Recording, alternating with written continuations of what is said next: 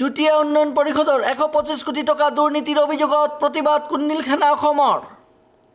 গুৱাহাটীত অৱস্থিত অনুসূচিত জাতি অন্যান্য পিছপৰা শ্ৰেণী সঞ্চালিকা কাৰ্যালয়ৰ সন্মুখত প্ৰতিবাদ সাব্যস্ত কৰে। কুণ্ডিলখানা অসমৰ গুৰুতৰ অভিযোগ দুৰ্নীতিৰ লগত জড়িত একাংশ চুটিয়া জনগোষ্ঠীৰ নেতা পালি নেতা ঠিকাদাৰৰ বিৰুদ্ধে। Go back, go back. CDC, go back. Go back, go back. Inqilab Zindabad. Zindabad, Zindabad. Inqilab Zindabad. Zindabad, Zindabad. Kundilkhana Zindabad. Zindabad, Zindabad. Kundilkhana Zindabad. Zindabad, Zindabad. Kundilkhana Zindabad. Zindabad, Zindabad. CDC, go back. Go back, go back. CDC, go back. Go back, go back. CDC, go back. Go back, go back. Hisap amar লাগিবই লাগিবই লাগিবই হিচাপ আমাৰ লাগিবই লাগিবই লাগিবই বিশেষ মন্তব্য কৰিছে। এই গোটেই কাৰুকাৰ্যটোত মহেন বৰা আচলতে কেনেধৰণে জড়িত? চাওক, মহেন বৰা হৈছে এটা ছাত্ৰ সংগঠনৰ নেতৃত্ব লোৱা এজন সভাপতি আৰু তেখেতে জাতিটোক যিদৰে আগবঢ়াই নিব লাগিছিলে, আজি চুতীয়া জনগোষ্ঠীৰ ৰাইজে ভাবিছিলে যে এজন ছাত্ৰ নেতাই আগভাগ লৈছে, ৰাজনৈতিকভাৱে তেওঁ আগবঢ়াই লৈ গৈছে, কিবা এটা সুফল পাম। কিন্তু আমি লাহে লাহে দেখিবলৈ পালোঁ যে মহেন বৰাই নিজৰ বাহিৰে আৰু তেওঁ জাতিটোক কাকো চিনি নাপালে। সেইকাৰণে কৈছোঁ যে আমি যিখিনি কথা মহেন বৰাৰ বিৰুদ্ধে আমি যিখিনি তথ্য লৈ আহিছোঁ, যদি মহেন বৰাই এই তথ্যখিনি মিছা কথা হয়, কুণ্ডিলখানাৰ ওপৰত আৰু আমাৰ ওপৰত আইনী ব্যৱস্থা গ্ৰহণ কৰক। আৰু যদি আমি সঁচা কথা কৈছোঁ, আমি তেওঁ আহি পেলাই আমাৰ সন্মুখত কওক। কিন্তু তেওঁতো এতিয়া সন্মুখতে আছে, তেওঁতো ক'ব লাগিছিলে যে চুতীয়া ছাত্ৰ সন্থাৰ অধিৱেশনৰ নামত 30 লাখ টকা কোনে খালে। আমি তথ্য আকাৰে কৈছোঁ, যদি এই কথাটো কুণ্ডিলখানা অসমে যদি মিছা কথা কৈছে, মহেন বৰাই প্ৰমাণস্বৰূপে এতিয়া সন্মুখত আহি ক'ব লাগিছিলে। আজি আপোনালোকে সুধিব তেখেতে সুধিব, আজি তেওঁলোকে এইটো পৈতৃক সম্পত্তিৰ দৰে ব্যৱহাৰ কৰিছে। দেখিছেনে, ইতিমধ্যে গোলাঘাট, যোৰহাট, আমাৰ শিৱসাগৰৰ পৰা ইতিমধ্যে মহেন বৰাক খেদি পঠাইছে। এতিয়া আপোনালোকৰ দিছপুৰত আহি, আজি গুৱাহাটীত আহি, আজি আমাৰ চুতীয়া জনগোষ্ঠীৰ যিসকল লোক আছে, চাওক, আজি গুৱাহাটীতো আমাৰ চুতীয়া জনগোষ্ঠীৰ বহু লোক আছে, কিন্তু তাৰে 10% লোকে মহেন বৰাক সহায় সহযোগিতা কৰি মহেন বৰাৰ আশীষ লৈ আকৌ এতিয়া গুৱাহাটীত আৰু আপোনালোকৰ দিছপুৰত লুণ্ঠন চলাই আছে। এই কথাটো আজি চুতীয়া জনগোষ্ঠীৰ ৰাইজে নাজানে। আজি চুতীয়া জনগোষ্ঠীৰ গুৱাহাটীৰ নিবাসী কিমান লোকে গম পায় যে উন্নয়ন পৰিষদৰ যে এজন আমাৰ সভাপতি আছে, উন্নয়ন পৰিষদতে এই টকাখিনি আমাৰ 3টা বা 2টা চাইলে যে ব্যৱহাৰ কৰি আছে। আপুনি কওকচোন, গুৱাহাটীত কি দুখীয়া মানুহ নাই নেকি? দিছপুৰত দুখীয়া মানুহ নাই নেকি? কওকচোন মহেন বৰাই যে মই গুৱাহাটী আৰু দিছপুৰত তেওঁ আজি চাওক ছাত্ৰবাসটো বনাইছে, ছাত্ৰবাসৰ কেলেংকাৰীটো আপোনাক কৈছে ইতিমধ্যে, এইখিনিতো কেলেংকাৰী। কিন্তু আৰু ঠিক তেনেকৈ IBS লৈছে ব্যক্তিগতভাৱে, কিবা CM টিপুলে লৈছে, এইখিনি কাৰোবাক গুৱাহাটীবাসী ৰাইজক কাৰোবাক দিছে নেকি? মই এইকাৰণে বাৰে বাৰে কৈছোঁ, ইতিমধ্যে মহেন বৰাই গোলাঘাটৰ পৰা খেদি পঠাইছে। ইয়াত আমাৰ গোলাঘাট, যোৰহাট, শিৱসাগৰ, আমাৰ নগাঁও, ধেমাজি, লখিমপুৰ, মৰাণ, আমাৰ সকলোৰ পৰা আমাৰ 4-5জনকৈ প্ৰতিনিধি কৰিছোঁ। আপুনি সকলোকে সুধিব পাৰে যে মহেন বৰাই এতিয়া স্থান নাই। মানে এতিয়া ছাত্ৰ নেতা মহেন বৰাক এইকাৰণে স্থান নাই যে তেওঁ জাতিৰ দালালি হৈ, জাতিৰ নাম লৈ তেওঁ নিজে হাৱা চেণ্ডেল পিন্ধাৰ পৰা আজি তেওঁ বিলাকী বাঁহ উঠিব পৰা হ'ল। আৰু তেওঁক যেতিয়া এই প্ৰশ্নখিনি আমি কৰা হয়, তেওঁ কি কৰে, তাইক মুখ্যমন্ত্ৰীক ভাবুকি দি দিয়ে যে মুখ্যমন্ত্ৰীৰ লগত মোৰ ভাল। তাৎক্ষণিকভাৱে তেওঁ আকৌ কথা কৈ দিব যে মোৰ অজন্তা বাইদেউৰ লগত মোৰ ভাল, মোৰ বাইদেউ হয়। আকৌ কৈ দিব মোৰ অতুল বৰা মোৰ ককাইদেউ হয়। আকৌ কৈ দিব বিমল দাক মোৰতো খাচ মানুহ, মই উন্নয়ন পৰিষদ ভাঙিব পাৰোঁ আৰু মই গঠনো কৰিব পাৰোঁ, উন্নয়ন পৰিষদটো মোৰ মতে চলিব পাৰিব। এই কথাখিনিয়ে আচলতে জাতিক লজ্জিত কৰিছে। জাতিৰ অতি দৰিদ্ৰ সীমা ৰেখাৰ তলৰ পৰিয়ালৰ লোকৰ কাৰণে দিয়া এই টকাখিনি মুখ্যমন্ত্ৰীয়ে বহুত আশাৰে দিছিলে, কিন্তু মুখ্যমন্ত্ৰীয়ে এই কথাখিনি জ্ঞাত নহয়।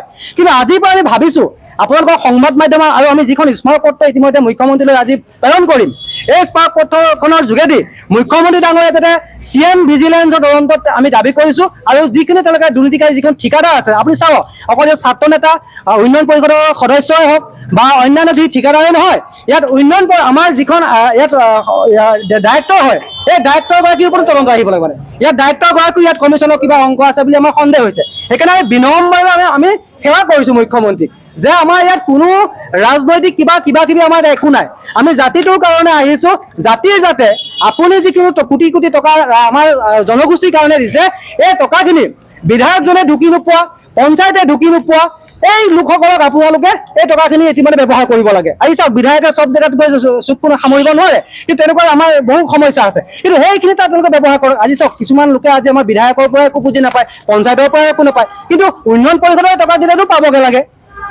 সেইকাৰণে বিনম্ৰভাৱে মই মুখ্যমন্ত্ৰী মহোদয়ক অনুৰোধ জনাইছোঁ, সেৱা কৰিছোঁ, বাৰে বাৰে আমি মুখ্যমন্ত্ৰীক বিশ্বাস কৰোঁ মুখ্যমন্ত্ৰীক এইকাৰণে বিশ্বাস কৰোঁ যে পূৰ্ব চৰকাৰতকৈ মুখ্যমন্ত্ৰীগৰাকীয়ে বহু সহায় সহযোগিতা আগবঢ়াইছে জনগোষ্ঠীক লৈ, কিন্তু মুখ্যমন্ত্ৰীক তেওঁ গা এৰা দি বা মুখ্যমন্ত্ৰীৰ পিঠিত আও লৈ তেওঁলোকে যে এনেকৈ দুৰ্নীতি কৰিছে এই কথাখিনি স্পষ্টকৈ ওলাই পৰিছে। বহু কোটি টকীয়া আপোনালোকে কেলেংকাৰী দেখিছে, কিন্তু আপোনালোকে প্ৰতিবাদ কৰিছে, সংবাদ মেল দিছে, কিন্তু আজি আপোনালোকে ইয়াত প্ৰতিবাদ কৰিব লগা হৈছে অনুসূচিত জাতি কল্যাণ সঞ্চালকালয়ৰ এই কাৰ্যালয়ৰ সন্মুখত। কিন্তু দেখা যায় যে এই গোটেই বিষয়টো নৎসাতো কৰিছিল তেখেতলোকে সংবাদ মেলৰ জৰিয়তে গোটেই বিষয়টো নৎসাত কৰিবলৈ বিচাৰিছে, কিন্তু আপোনালোকে তথ্য সহকাৰে আজি এই কাৰ্যালয়ৰ সন্মুখত প্ৰতিবাদ কৰিছে, কাৰ্যালয়স্থলী বা কি ক'ব?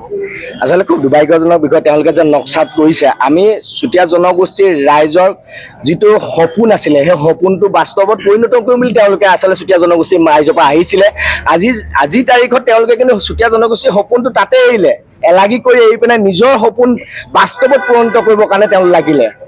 সেইটো প্ৰথম কথা। দ্বিতীয় কথা, আমি যে আজি জনগোষ্ঠীৰ মানুহৰ কাৰণে আহিছোঁ, তেওঁলোকে কৈছে যে 125 কোটি টকা, আমি এইটোৱে কৈছোঁ যে 125 কোটি টকা তোমালোকে দুৰ্নীতি কৰিছা, আমাৰ ওচৰত তথ্য আছে। তেওঁলোকে কৈছে নাই কৰা, কৰিছা কেলে? বুৰঞ্জীত 50 লাখ টকা 25 লাখ টকা ডাইৰেক্ট খাইছা।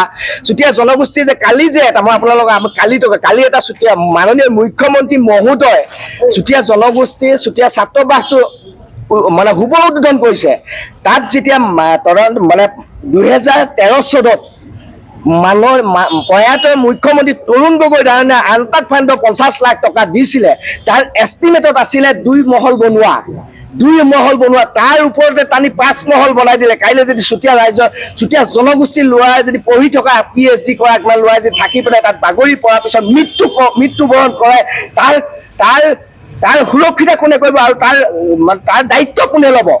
এইটো আছিলে 13-14 চনত আনটাইড ফাণ্ডত প্ৰয়াত মুখ্যমন্ত্ৰী তৰুণ গগৈ ডাঙৰীয়াই দিয়া এষ্টিমেটটো আছিলে 2 মহলৰ। আজিৰ তাৰিখত চুতীয়া ডেভেলপমেণ্ট কাউন্সিলৰ পৰা 5,45,15,763 টকা। সেই পইচাটোতো তোমালোকে সেই পইচা তাত ল'লে চুতীয়া ডেভেলপমেণ্ট কাউন্সিলৰ পৰা লৈছা। আমি ভাল পাইছোঁ, আমাৰ জনগোষ্ঠীৰ মানুহে তাত পঢ়া শুনা কৰিবলৈ আহিব, তেওঁলোকে PhD কৰিব আহিব, আমি বেয়া পোৱা নাই। কিন্তু 2013 আৰু 14 চনত যোনটো দুমহলীয়া আছিলে তাত 5 মহল বনালা, 22 মানে কেনেবাকে যদি ভাগি যায় তাৰ ৰেছপঞ্চিবিলিটি কোনে ল'ব? তেওঁলোকতো তেতিয়া সংগঠনত নাথাকিব। সেই ৰেছপঞ্চিবিলিটি মাননীয় মুখ্যমন্ত্ৰীয়ে ল'ব নে যোনকেইজন মানুহে তাত শুভ উদ্বোধন কৰিছে তেওঁলোকে ল'ব? আমাৰ ডাঙৰ প্ৰশ্ন এইটো হৈ গ'ল যে যোনটো তৰুণ গগৈ ডাঙৰীয়াই দিয়া 50 লাখ টকাৰ ওপৰতে যেতিয়া বনাই দিলে বিল্ডিংটো ভাগি গ'লে আমাৰ ল'ৰা ছোৱালীয়ে দুখ পালে, তাৰ ৰেছপঞ্চিবিলিটি কোনে ল'ব? তেওঁলোকে স্পষ্টীকৰণ দিব লাগে। আমি আজি আপোনালোকৰ যোগেদি তেওঁলোকে প্ৰশ্ন উত্থাপন কৰিছোঁ। দ্বিতীয় কথা, আপুনি পদুম পুখুৰীৰ নামত 2021 আৰু 22 বৰ্ষত উন্নয়ন পৰিষদৰ পৰা 1 কোটি টকা ল'লে। কি কৰিলে? দৌল বাগান খনন কাৰ্য হৈ গ'ল আপোনাৰ চৰাইদেউ জিলাত, তাত 30 লাখ টকা JCB খনে এনেকে আগ এটা মাৰিলে, 30 লাখ টকা বিল উলিয়াই গ'ল। এই অফিচটো কেলে আছে? তথ্য প্ৰমাণ আৰু তাত ব্লকৰ ইঞ্জিনিয়াৰৰ লগত টাইপ হৈ থাকে, তেওঁ ব্লকৰ ইঞ্জিনিয়াৰ BDO কেনেকে দিলে? ইয়াত আচলতে ডাঙৰ এটা নেক্সাছ জড়িত হৈ আছে, ইয়াত সকলো জড়িত হৈ আছে। আমি মাননীয় মুখ্যমন্ত্ৰী মহোদয় বিনম্ৰতাই অনুৰোধ জনাইছে, প্ৰেছ ৰিলিজত চব দিয়া আছে যে CM ভিজিলেন্সত তদন্ত কৰিব লাগে, তদন্ত আওতালে যোন আহে সকলোকে চুতীয়া জনগোষ্ঠীৰ টেক্স পেয়াৰ যিসকল ৰাইজ আছে সকলোকে জেল হাজতলৈ পঠিয়াব লাগে। এই গোটেই দুৰ্নীতিটোত আপোনালোকে মেইন অভিযোগ হিচাপে আপোনালোকে কাৰ নাম উল্লেখ কৰিব বিচাৰিব?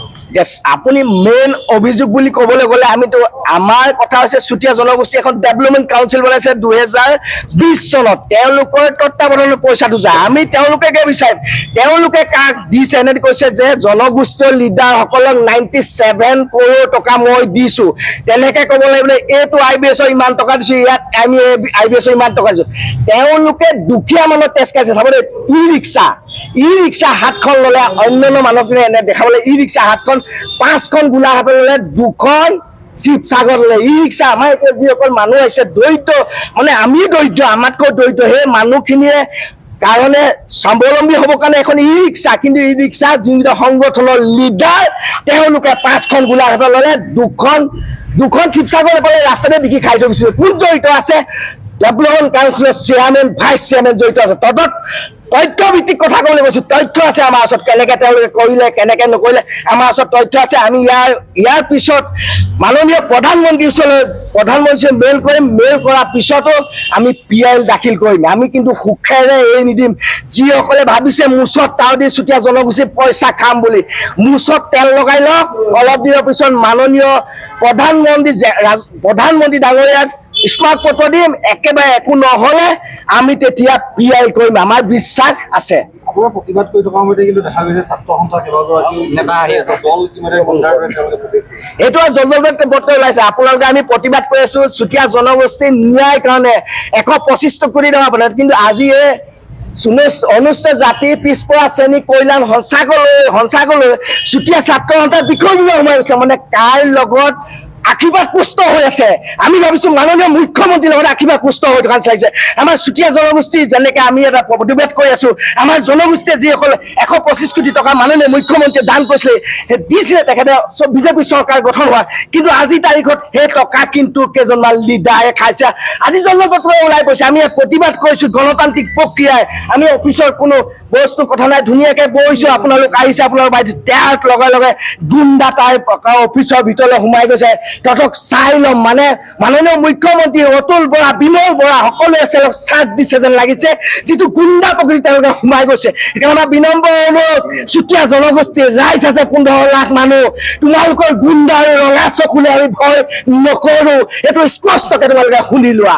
ব্যুৰ' ৰিপৰ্ট, মায়া নিউজ।